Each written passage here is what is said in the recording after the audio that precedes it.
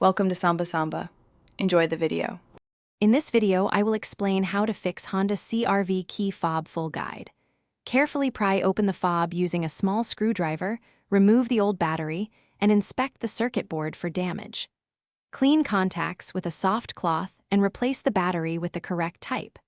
Reassemble the shell, test the buttons near the car, and if programming is needed, follow the vehicle steps or consult a local locksmith.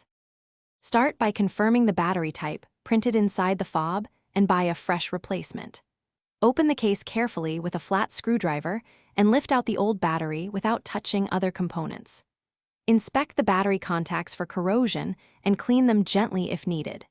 Insert the new battery in the correct orientation, close the housing securely, and press each button to verify the fob responds to the vehicle's receiver.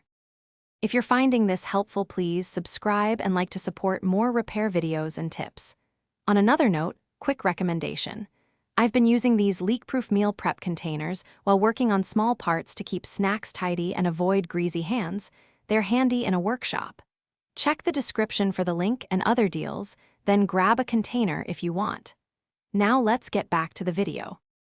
If buttons feel mushy or unresponsive, replace the rubber pad or button set to improve contact with the switches on the board.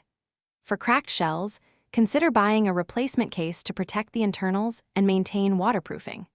Use a tiny amount of plastic-safe adhesive only when necessary and avoid covering contact points. Reassemble carefully so clips lock, then test each button at range to ensure consistent signaling to the vehicle. Thanks for watching. Consider subscribing if we helped you.